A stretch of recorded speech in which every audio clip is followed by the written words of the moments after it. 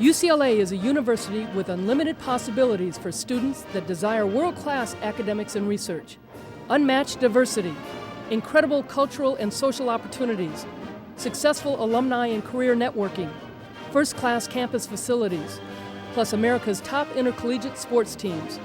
Located in Westwood, just a few miles from the Pacific Ocean, UCLA's 1 square mile campus is surrounded by famous cities such as Bel Air, Beverly Hills, Brentwood, and Santa Monica.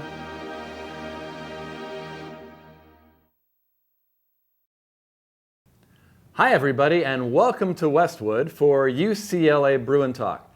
I'm Dave Marcus, very pleased to introduce our new co-host, Allison Taylor. If you've seen UCLA Gymnastics, you're very familiar with Allison. Allison, welcome to Bruin Talk. Thank you. Before we meet our first guest, let's take a look at the upcoming events.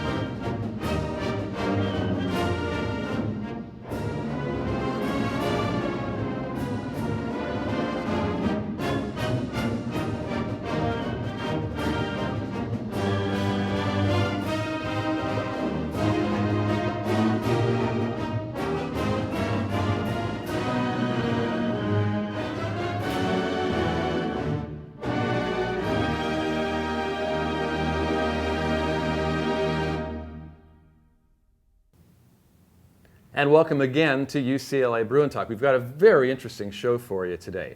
We're going to talk about the lifeblood of Division I college athletics, and then we're going to talk with one of the teams who are getting ready to start their season.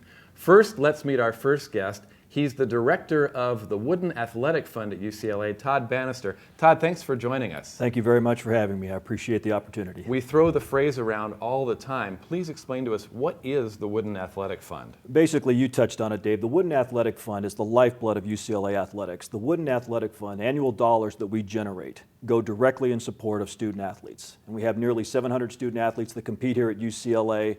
We have millions of dollars in scholarships that we need to make sure that we meet. We have academic support that we need to provide for our student athlete. And so all of the dollars that are earmarked specifically for the Wooden Athletic Fund go in support of those student athletes and their endeavors at UCLA. We use the term Wooden Athletic Fund, and it, of course, harkens back to Nell and John Wooden, and it was very important to Coach and his wife about supporting the athletes at UCLA. Well, I think that basically the key mark to the Wooden Athletic Fund is the fact that the family decided that this was important enough. Nell and John decided that this mission of providing support for student athletes was important enough for them to endorse and for them to put their name to. And I think that that speaks volume for not only former basketball players that played at UCLA, but all student athletes who had the opportunity to experience Westwood and what it was like to play in the Pac-10, now Pac-12. And I think that by them endorsing this particular product, this enterprise, I think that is extremely important in moving our mission forward. On top of providing financial support for tuition, how does the Wooden Athletic Fund aid student athletes directly on an individual level? You know, that's a great question, Allison. And the fact that when you look at the total experience of the student athlete, we can put a hard dollar cost in terms of just the tuition, books, room and board. And it's going to be in the neighborhood of $27,000 next year for in-state student athletes. Out-of-state student athlete, that number is going to be closer to $49,000.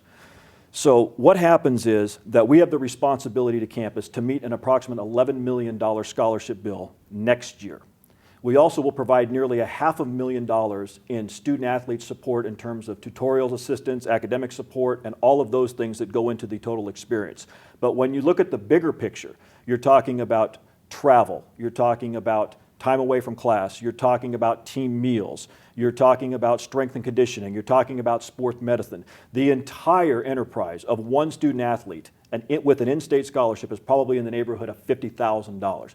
Now, you multiply that out by the fact that you've got 700 student athletes, and you can see the enormous costs that is encumbered by this enterprise of intercollegiate athletics. Well, I think it's very important that people realize that although the University of California is a state institution, the general fund is not contributing to the athletic program.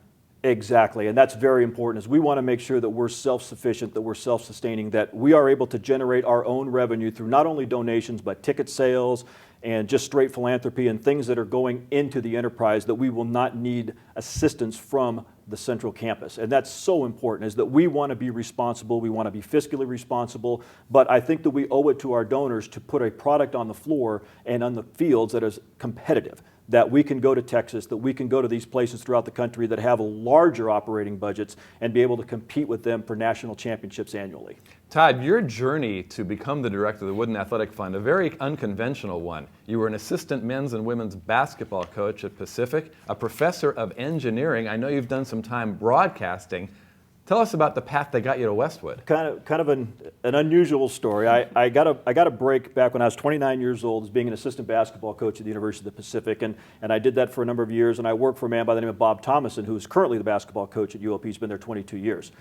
And I'll never forget the day. I've got a picture in my office, actually, and it's the day that we beat UNLV, and they were ranked 10th in the country. And it was the first sellout in the Spanos Center, and the crowd stormed the floor, and we were walking in the tunnel back to the locker room after the game. And I looked at my other assistant coach, and I said to him, "Is this as happy as I'm ever going to be in regards to coaching basketball?" And he looked at me and goes, "What do you mean?" I said, "All I'm thinking about is Saturday night trying to beat New Mexico State, who's coming into the Spanos Center." I said, and I knew at that moment that I would never coach again the rest of my life. I coached one more year, and I said, okay, that's enough of this. And I actually have that picture on my wall, and it's not going anywhere. So anytime I ever think about coaching and dabbling again, I just look at that picture and go, no, I don't want to go back there again. And then I was fortunate enough to work in the School of Engineering at the University of the Pacific for a number of years, and I worked as director of their cooperative education program, and it was my job to basically teach them about professionalism and how to get ready for interviews and all of those types of things. And then at Pacific, there was the opportunity to have an internship in the summer, and it was my job to match up companies with our students in order to find summer internships for them. From there, I got an opportunity. There was an athletic administration position that opened at Pacific. I did that, and then the job opened at Cal, and I went to Cal for 3 years, and then from Cal down here to UCLA, and I've just loved every minute of it. As you mentioned, you worked at our UC rival Cal. What similarities and what differences can you tell us between the two universities? Well, the differences are easy. It's the weather. There's no doubt about it. When you wake up in June and July in the Bay Area and you're covered in fog and overcast weather and the low 50s, it's miserable. But I think that the one thing that the UCs teach every single employee is how to work within a bureaucracy, how to build consensus, and how to bring people from all walks of life together in order to make decisions. And I think that you learn patience. I really don't look at the differences per se, but I try to look at the similarities, and I see the fact that they are both outstanding academic institutions. It takes a real student athlete to get into, qualify, and play at Cal or UCLA. And the fact that you have people that genuinely care about them. And you have a loyal, passionate fan base. I think that the profile donor in Berkeley is very similar to the donor profile in Westwood. You have an educated population, people that demand perfection, and that they feel this as being something that they're making an investment in. Not only a financial investment, but an emotional investment, in that the person who is a donor to UCLA is more than just a fan. Because fans are going to go out and buy tickets, and we appreciate every single ticket that we sell. But that guy that makes the $100 contribution, the $5,000 contribution, the $10,000 contribution, they are more invested, I believe, than the other population of folks that just buy the season ticket. And because of that, I think it is our responsibility to do everything we can to put a product on the floor or in the fields that they are proud of. And not only winning basketball games, winning football games, winning gymnastics meets, but also having good student athletes, people that are representative of the University of California at Los Angeles. There's been a lot of talk, obviously, about the Pauley Pavilion renovation, and there have been campaigns to raise funds for that. But the Wooden Athletic Fund doesn't contribute to contractors. It's contributing to student athletes. Tell us the distinction. Exactly. And I think that this is important for people to understand, was when they make a contribution to the Wooden Athletic Fund, that dollar, that $100, whatever it is, goes directly to impact the experience that student athlete has while they're at UCLA. Academic support, the travel costs, everything else that's encumbered by that student-athlete's experience is taken care of by a contribution to the Wooden Athletic Fund. If you make a contribution to the Campaign of Champions, to Poly Pavilion, you are making an investment into the project. You are literally putting bricks and mortar in the ground, redoing Poly Pavilion, and those dollars have no impact on the student athletes other than providing a better venue for them to participate in, whether they're in gymnastics or their volleyball or their basketball or whatever the case may be. The venue will be improved, but those dollars that are going to renovate that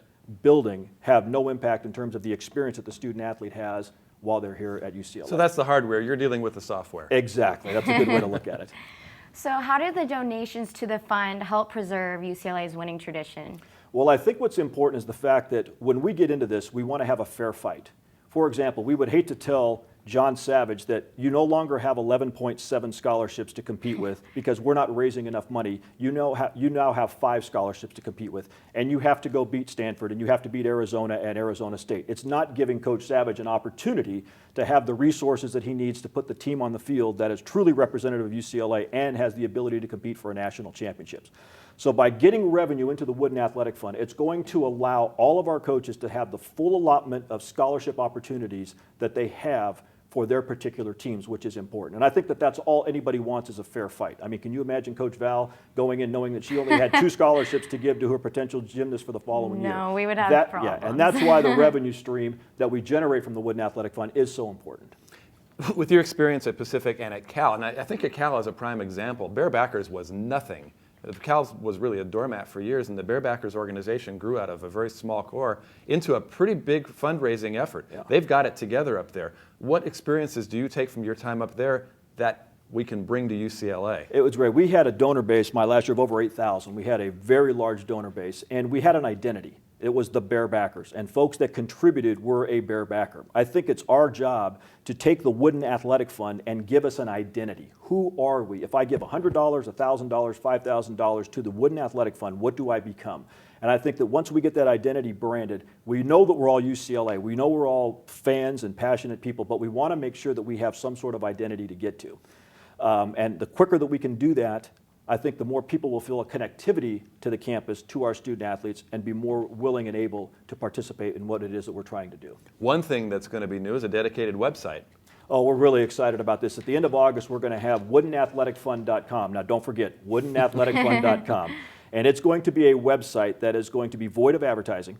So it is going to be more donor-centric, more fan-centric in terms of we are going to be able to tell the story of the UCLA student athletes, past, current, and to be, and also of our donors. I think it's important for folks to look at each other and have, one of our donors, whoever it might be, tell the story of why they feel so compelled to contribute to the Wooden Athletic Fund, because we are not naive. We understand that there are hundreds upon thousands of charities that folks can give their money to. There's thousands of enterprises that people can become involved with.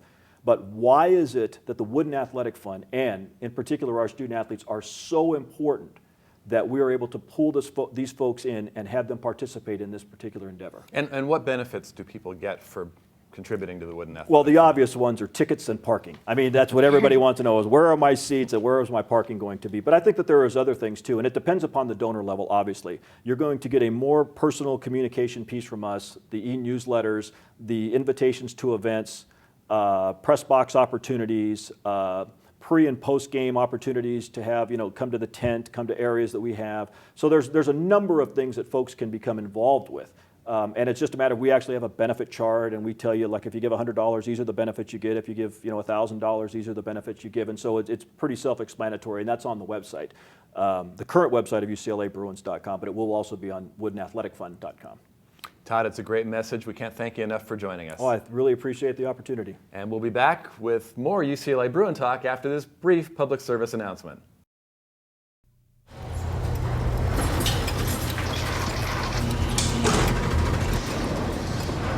A trophy can be made just about anywhere. But there's one place where champions are made.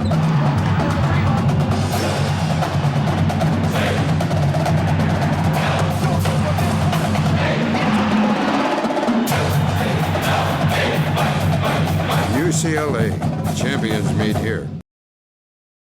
It's time now to honor our Student Athlete of the Week, Patrick Cantlay from men's golf.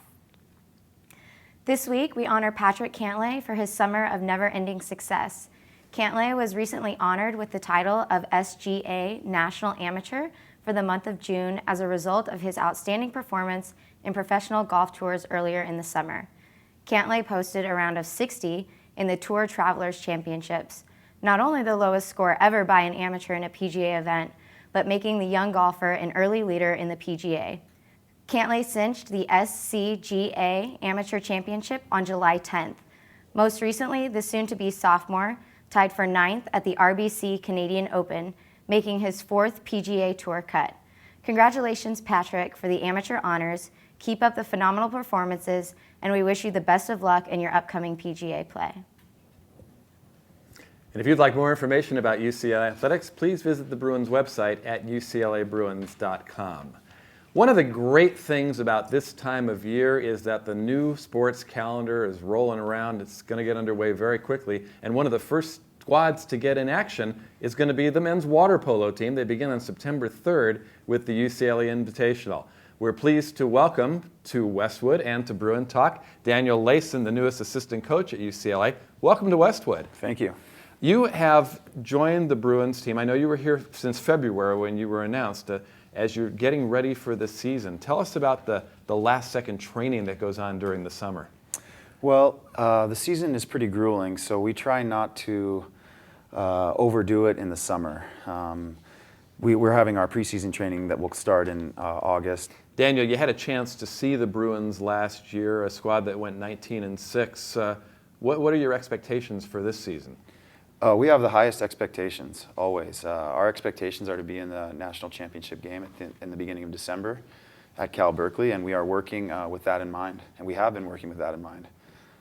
You've got tremendous credentials both as an athlete and in coaching. You had a great career in the pool across town at USC, and then national team coaching experience, the Rose Bowl Water Polo Club. How'd you get to UCLA? Well, I had the pleasure of kind of lucking into this job on the national team, and Adam, of course, is a player. Adam Wright, the head coach, is a player on the national team, and so my relationship with Adam started then, and I was very impressed with his work ethic and his dedication and love for the sport and his passion for the game, and just when this opportunity came, I couldn't turn it down. It's a special place to be, and I have a lot of respect for Adam, so I'm happy to work with him. So far, what is your favorite part about being a Bruin? Well, my favorite part is always the player-coach relationships. And so it's been a great pleasure getting to know the team and beginning these all-important relationships with the players, you know, that really mean everything about coaching. You've got a very young squad, only 3 seniors. What kind of challenge does that pose? Well, with any young team, there's always the struggle for consistency, you know, throughout the season. And they've had some very difficult moments. And the water polo season is so difficult. I think it's probably one of the most difficult to qualify for the NC2A championship because only 2 teams from our conference will make it. And it's a dogfight all year. And there's really no moment at which you can let down and drop a game here or there because it can affect all the end of the season. And so, you know, we need to be consistent from the beginning until the end. But because we're young, we are very energetic, and we're putting a lot of work in, and we really have a lot of potential for something great this season. You mentioned that the water polo season is very long and it's very grueling. How do you structure your summer program to ensure that the athletes are healthy come fall when you're talking about the longer workouts? Well, in some ways, there's nothing you can do. Water polo is a contact sport. People get banged up during the training, and there's no avoiding full contact during workout. What we can try to do is just maintain our fitness level and stay strong in the weight room and make sure that we are consistent with our training so that there's no real highs and lows and a lot of time off, sometimes coming back from time off. There's a potential for injury. Mainly the consistency through the training, maintaining the fitness level and all of this stuff helps, but then sometimes, you know, there's nothing you can do. Right. Daniel, you were an athlete who swam at the old rec center pool as a visiting player here, and now the Bruins have a wonderful home at the Speaker Aquatic Center. Tell us about the great facility that you get to work in. Yeah, well, Sunset Rec is a beautiful place, and it provided a little bit of more of a home court advantage because it was narrow at one end, and it was always a challenge to come and play. This bottom was a little bit shallow too. But this new pool is incredible. Training and working there is really a pleasure, and I just look around and say, man, this is really nice during the workouts. You know, not very often because I'm focused on the training, but sometimes I just look around and say, this is a really, really nice place, and it's a great home facility, and it provides a really energetic atmosphere, especially for home games that take place at night. I mean, I was here watching games, and people were all up in the parking structure and everywhere, and it was really, really neat. So we're looking forward to that. It's a great pool. As you look forward to the upcoming season, let's talk a little bit about how you got into coaching. A lot of times athletes don't transition into coaching. When did you know you wanted to make coaching a part of your life? Well, both of my parents are teachers, and I feel that coaching is teaching, and so I think that there's something genetic that there's this attraction to instruction and real passion for watching improvement in people.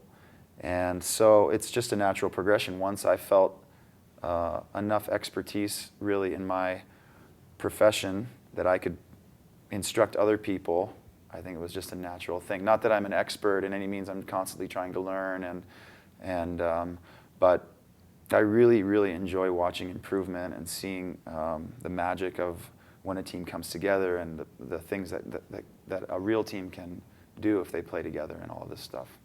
After coaching at many different programs, what is the hardest thing that you found about coaching? Well, the hardest thing is not to fall into the trap that exists for so many high-level athletes that become coaches. And that is, you know, to fall into that trap of saying, I can't understand why you can't do this to your players, you know. As a player, sometimes some things come naturally, you know, and it can be difficult for those to instruct those that maybe it doesn't come as naturally to. So really, the challenge is to try and teach everybody, to try and get through to everybody, to try and word things in a different way for each player so that it resonates in their mind and that you get the maximum out of everyone, whether they're the most gifted athlete or a little bit less gifted. That's a big challenge.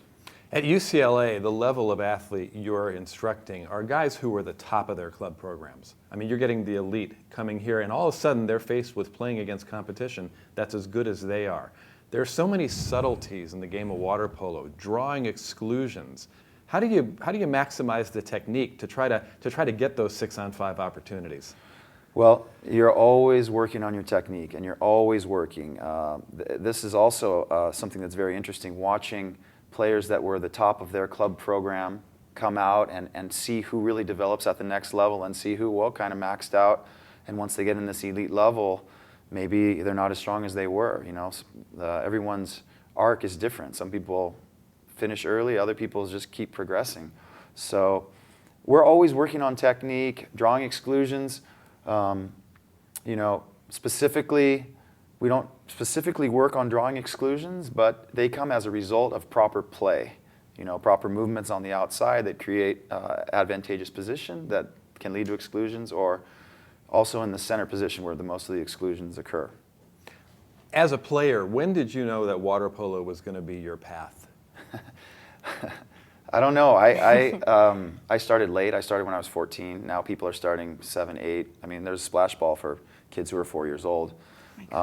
Yeah. I just happened to luck out that I lived in a school district that had a strong program. Sunny Hills High School back in the 80s and 70s was very strong, and a very passionate coach who would dedicate his life to the players and the sport. And so I was very lucky. I just started. I always liked the water. I always played team sports. So water, team sport, you know, it worked out. And then to have such a great fundamental skills teacher coaching me in my most important development years, I don't know. At some point, I got this fever, you know, for the sport, and it just never went away. Everyone in the sport is obviously a strong swimmer. Do you recommend to young potential players that they work on their swimming speed, their technique, their strength? What do you think is the most important thing for a youngster to try to develop to become a good water polo player? The most important thing for the youngsters is to become good at everything. You know, I mean, you can be a great swimmer, but if you don't know the game, then your swimming skills will not be displayed during the game because you'll be a step behind everywhere. That being said, the way the game is now, swimming is such a huge factor that people need to be strong swimmers. I mean, you can't have a team of slow swimmers.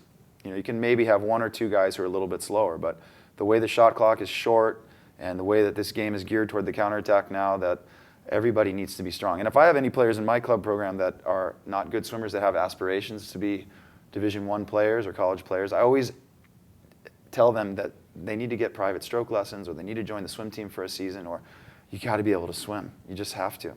U.S. water polo is getting more exposure now than ever before. The championship rounds are always on TV now, and of course at UCLA, all of your matches at home are going to be broadcast audio on UCLABruins.com. John Ramey does a great job with play-by-play. I fill in once in a while, so hopefully I'll see you out there on the pool deck as well. Do you find that there's a lot more interest amongst youngsters about getting into the sport? I have noticed an enormous growth in the number of young people playing water polo.